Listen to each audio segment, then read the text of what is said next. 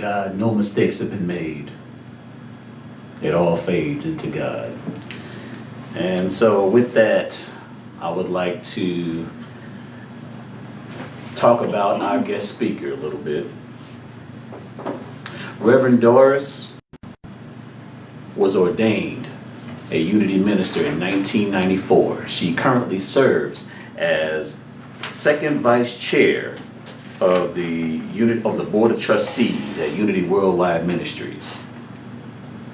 She completed her master's at Fielding University in Santa Barbara, California in 2012 with a degree in organizational management and development with an emphasis in integral studies.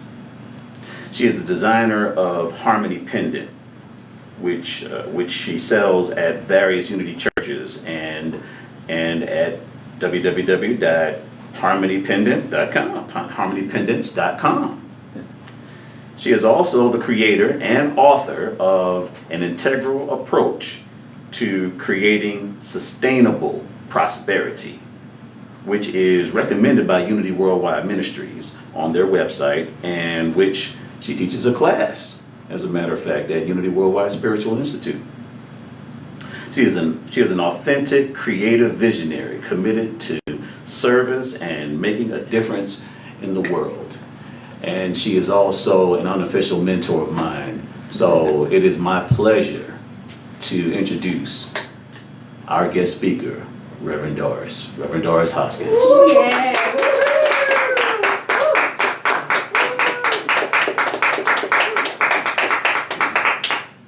Well, thank you very much. It is my honor to be here at Unity Temple in Denver today. This is a very unique facility. Charles Fillmore actually spoke in this room. Now, how many Unity churches can actually say that? Not very many. So it's a fascinating, beautiful house, church, classrooms, office space, beautiful space. And it's an honor to be a part of the lineage of Unity that has been experienced in this room and in this ongoing congregation. I really, really, really, really want to honor Stephen. Not very many people would like to show up to be an intern and take over a congregation. That is not how it usually happens. And so I pay great homage to you, Stephen, that you are willing to answer that call. And at the same time, I want to pay great respect and homage to the Board of Trustees, who is willing to have this intern show up and be your spiritual leader. So for those of you who are not in this building and not in this room, it's a difficult situation when you are a student yourself to show up and be the teacher. So I have a connection to Stephen.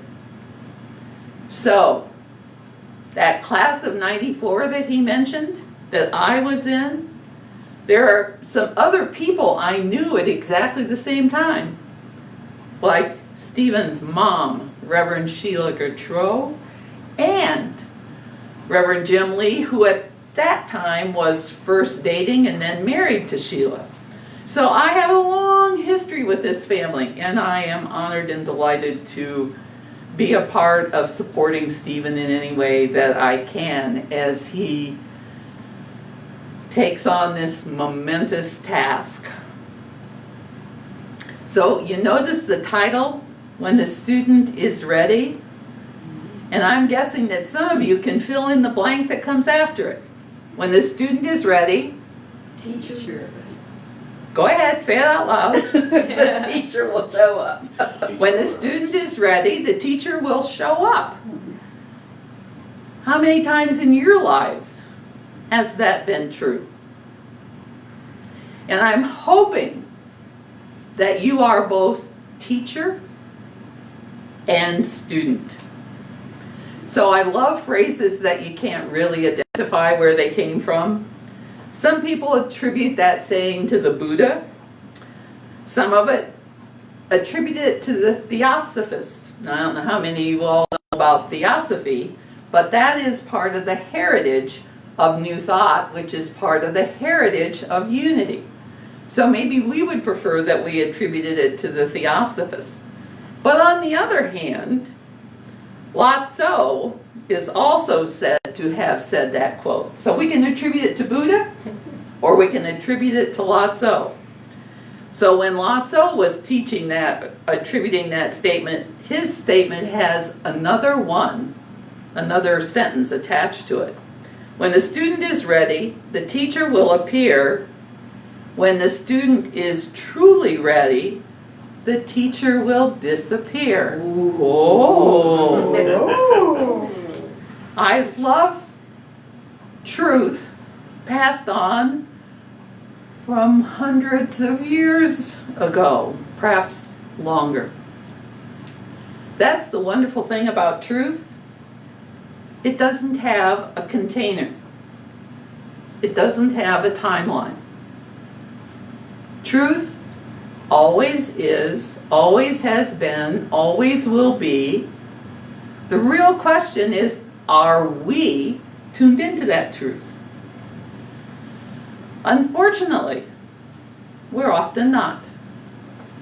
Not just because you've never walked into a Unity church, that part doesn't make any difference. But what truth do you listen to? And where does that truth come from? Is it your own inner guidance? Or are you listening to the voices of the world? Such a big difference. And it's one of those pesky, pesky things that we probably would prefer to be different. But I have not found in the many years I have been alive for that to be true. The truth is, each one of these members of this congregation is here at the pleasure of God. Stephen is here at the pleasure of God. I'm here at the pleasure of God. And so, how we make this work is absolutely up to us. Earlier I said, we are the ones. You know, we don't get to say, no, it's not my job, it's your job. Even peskier than that, we absolutely do not get to say, it's not my fault, it's your fault. And unfortunately, that's the one that human beings seem to choose the most. When we choose the blame game, the problem with the blame game is that it makes us a victim. Do you choose to live your life as a victim, or do you choose to live your life as a victor? As a conqueror? As someone who is in charge and has the power to control your own life? Now, it's not your egoic power. Give that one up. It is your divine power. Each of us is a facet and a fragment of God. I don't have any more God in me than you have in you, or you have in you, or you have in you. The people on the street out here that don't even use that word have that same power within them. But it's up to us to remember we have that power, and it's up to us to live that power. And there's only one way we get to do that. Each and every moment of each and every day we get to choose. How are we going to show up in this moment? When I was a student at Unity Village back in the day, there was one of our master teachers who no longer walks this earth, whose name was Ed Rabel. And every single class you ever walked into with Ed Rabel, you had to begin with this affirmation. I am open and receptive to the living spirit of truth. Would you like to try that with me for fun? Yeah. I am open and receptive to the living Spirit of truth. Let's You do know- it again. Okay, we can do it again. I am open and receptive to the living Spirit of truth. There's a real pesky part to that. It does not say, I am open and receptive to the truth that I liked. I don't know about you, but I, on occasion, and perhaps you have, and if it's not you, maybe you know someone who is not open and receptive to the living Spirit of truth. They're open and receptive to their own truth, but they are not open and receptive to the living Spirit of truth. So we're here today to talk about students and teachers. Now, Revealing Word is such a wonderful book that Unity has that Charles Fillmore is attributed to having written it. Great. And he defines a teacher this way. Jesus appointed but one teacher in his school, and that teacher is the Spirit of truth, the Comforter. He said, in every man, we know that means every person. But the Comforter, even the Holy Spirit, whom the Father will send in my name, will teach you all things and bring you remembrance of all that I have said unto you, which is honestly a quote from John 14:25. So that living Spirit of truth is within you. Now, that teacher-student part, that is a little pesky. Everyone comes into our life to be a teacher. Everyone, the people you don't like, are probably your master teachers. And you are probably the master teacher for the people who don't like you. You know, that gate flows both ways. So what's our job to do? I am open and receptive to the living Spirit of truth. Now, if the Spirit of truth lies within me, and the Spirit of truth lies within you, we must meet. We must communicate. We must engage with each other. And every single situation has something to teach you. Particularly the ones that you don't like. And I have to tell you that that is hard for most people. Me too. One of the things that this virus has taught me is that the teaching techniques that I have used that are effective in person don't work in a virtual world. Yes. You may have noticed that. Yes. So what works within the confines of this room, and I want to say that I'm very grateful to each one of you who are in this room this morning, because I have a hard time speaking to nobody. I have done that in the past few weeks. My dog tried to sit, be attentive. He failed and barked at the worst moments. So we have to learn to do it differently. Now, as I said, it's easy for me this morning. I don't care if I'm speaking to, what are we, 7 people in this room, or if I'm speaking to 1,000 people. Because I work from the energy that we create together. And like I said, I have a wonderful dog, but he doesn't create much energy that feeds me when I'm trying to give a talk.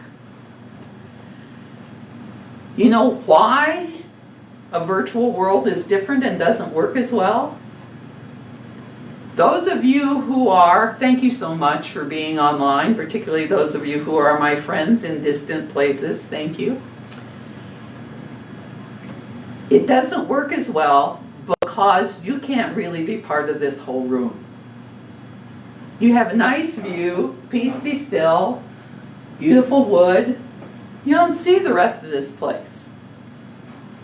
When we are living our life that way, it's a problem. You know, if my world is only this big and I can't see anything beyond this world, and I think that this view that I have is the truth, I don't know how to tell you this, but it's not. So this virtual world gives us an opportunity to recognize that we have a very, very, very limited view of the world. Now, there's another hard part to that. We think our view of the world is right. And we're willing to fight with you forever, on social media, in person, on the streets, to defend the fact that I'm right and you're wrong. It doesn't matter if you have a Rev in front of your name. I want you to know that you are just as right as I am. The truth that is present in you is just as much truth. The truth that is present in Stephen is just as much truth. In this moment of transition, how long have you been here, Stephen? Less than a month. So Stephen's been here less than a month. And Sheila Gaylord was a wonderful spiritual leader to this congregation for many, many years. What, 13, 14 years, a long time. But if I stand Sheila here, and I stand Stephen here, you will notice that they are not alike. And not just because they have different color skin. They have lived different lives, they've had different experiences, they have a different cultural background. And when we decide that this is right and this is wrong, we're going to be in deep doo-doo. That deep doo-doo called transition in ministry destroys many churches. We don't want that to happen. Because the truth is, Stephen's here to teach and Stephen's here to learn. You are here to teach and you are here to learn. Now this may come as a shock to you, but if you've been in Unity churches very long, you know that pretty much we teach the same thing over and over again. Now Doris teaches it differently than Stephen, teaches it differently than Sheila, teaches it different than Reverend David Howard over at Unity of Denver, differently than Dr. David Gaylord over at Unity on the Avenue. We all are different. And since I'm a minister at large in Denver, I don't have a church, I don't have a congregation anymore. When I'm not speaking and we don't have a virus, I go to all the different churches. It won't be a surprise to you that not one of those speakers is ever going to say something that I've never heard. So why do I go? I go because they say it differently than I say it. I go because I can get a different perspective. Remember how you see the world? If they teach truth differently than I teach truth, this wonderful miracle has happened. My perspective grows and changes. You cannot expect a minister to show up, let alone a student minister, and say truth that you've never heard. It's not going to happen. But how Stephen says it will be different. And you have an opportunity to hear differently than you've heard before. And you know what you've signed up to do? You have signed up to teach him how to be a minister. You signed a contract. I will teach you how to be a minister. He signed a contract, I will teach you truth. My truth, the way I see it. And so how do we learn to be good teachers? How do we learn to be good students? My analogy is frequently this. And when I was younger, I did this better. I hope you can watch me a minute. So I cannot walk down the street like this with only the right foot. I cannot walk down the street like this on my left foot. And how it works, I'll stay put, how it works, it's another part of the pesky part about virtual worlds, because I'm a mover. Not necessarily a shaker, but a mover. So, in one moment, I'm on my left foot, and I'm the teacher. In the next moment, I'm on my right foot, and I'm the student. Teacher, student, teacher, student. And if you can hold that truth in your mind, in this moment, am I the teacher, or in this moment, am I the student? So, my first professional job I acquired when I had just turned 21. I was at Bowling Green State University in Ohio. I was married, I had a 2-year-old child, and I was a library science major.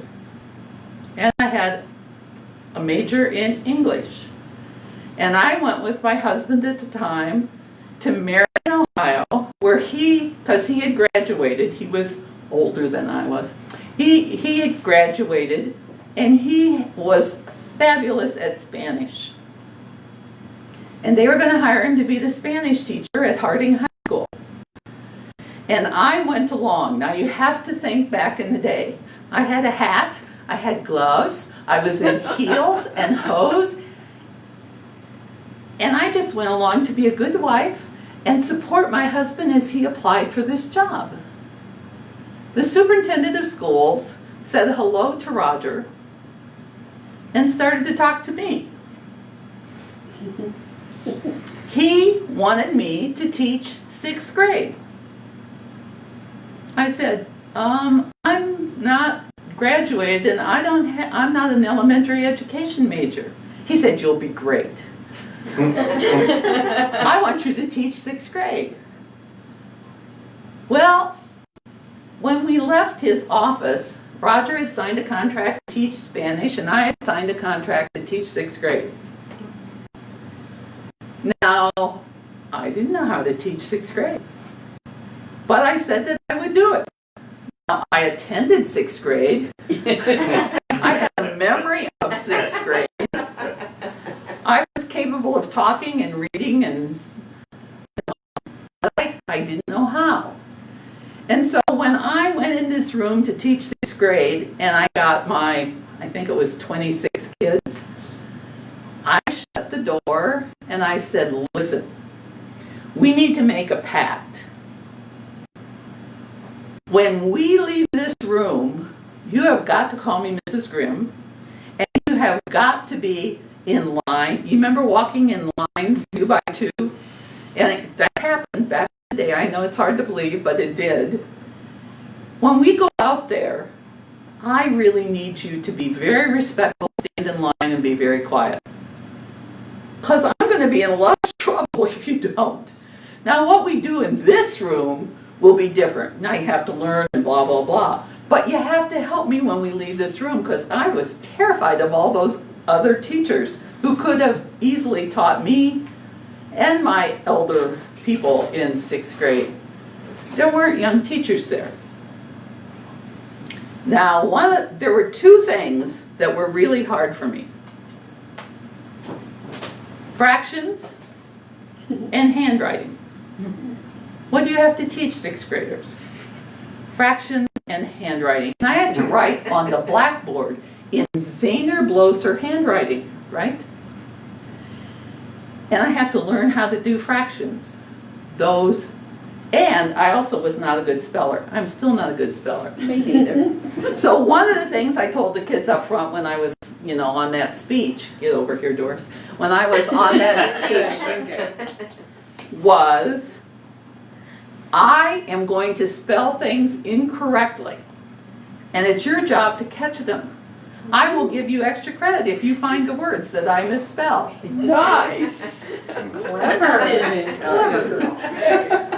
So, I was covered on that. Now I had to write on the blackboard in those lovely round letters that you used to see in the border around the top of the classroom.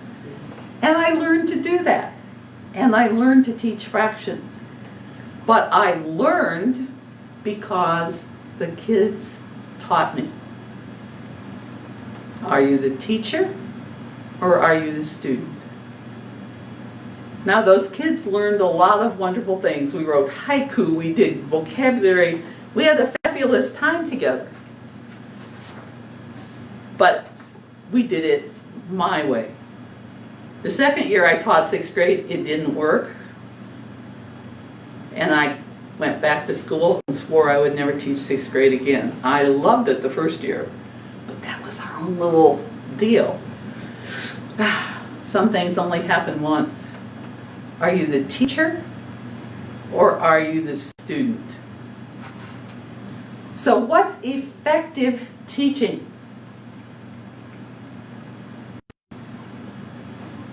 Carry my journey forward. I did become a librarian for a while.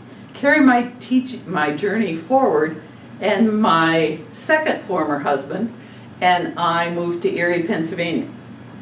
And my little kids were in Montessori school at the time. And I went to Erie because there was a Montessori school, but that one was a cooperative school, which meant that we bought shares in the school and we were all involved. I had only been there about a month and a half when they said, "We think you would make a good director of this school." Now you think I didn't know how to teach 6th grade. I really didn't know how to be the director of a Montessori school, but I did. And one of the things from the Montessori School of Erie County, which still exists to this very day, was that they had a wonderful motto. I hear and I forget. I see and I remember. I do and I understand. The whole premise of Montessori learning is contained in that motto. Because as you do it, you understand it and you learn it. And one of the things that we taught at that Montessori school, and I would teach this for the parents, was called STEP. It was Systematic Training for Effective Parenting. It's been many, many, many years since I taught that class. But what I remember most is you have to focus on what someone does right. We don't tend to do it that way. We tend to say, "Excuse me, this is wrong. If you do this, you'll be right." Don't do that. When you did this, it was really wonderful. You don't need to talk about the things they've done wrong. Talk about the things they've done right. So don't go telling Stephen all the things he's been doing wrong. Stop it. Tell him what he's done right. Don't tell these guys all the things they're doing wrong. Tell them what they're doing right. Systematic training for effective, not parenting in this circumstance, preaching. How do we train people? I have discovered something that I learned from my son's former girlfriend. See, everyone's a teacher. Everyone's a student. What she told Jeff, and which he came tearing back to tell me, probably because he thought I needed to learn it. I don't know why he thought that, but maybe. If you have a pencil and you're writing anything down, this would be a good one. Most unsolicited advice tends to be criticism. Let me tell you how I did this. Now, see, why would he tell me that? Because with growing hair comes all this experience. And with all this experience comes a desire to help you and tell you what you're doing wrong so you can do it right. Because I learned most unsolicited advice tends to be criticism. You know, the Bible is a useful tool. In Unity, we certainly don't say that every word in that Bible is God's given word. Excuse me, how many times has it been translated? How many versions of the Bible are there? Which one is the one that's correct? But when you look at what it's trying to tell you rather than the detail, it becomes a pretty useful thing. So there's this wonderful series of verses, usually people use it in Matthew, and I'm going to talk about the end of it. It's referred to as the Sermon on the Mount. Probably the closest thing we actually have to anything that Jesus taught that's recorded in the Bible. And in Matthew 7, verse 1 and verse 2, it says, "Judge not, or you too will be judged. For in the same way that you judge others, you will be judged. And with the measure you use, it will be measured unto you." Most unsolicited advice tends to be criticism. Figuring out whether you're in this second, not this whole day, that's way too big a container. In this second, am I learning or am I teaching? Am I learning or am I teaching? Some of you might remember, some of you aren't old enough, some of you maybe didn't like that music, but there was a group called Crosby, Stills and Nash. Sometimes Young was attached to it. And back in the 70s, they had this great song called "Teach Your Children." Teach your children well. Further down it says, teach your parents well. Don't ever ask them why. If they told you, you would cry. So just look at them and sigh and know they love you. Thank you.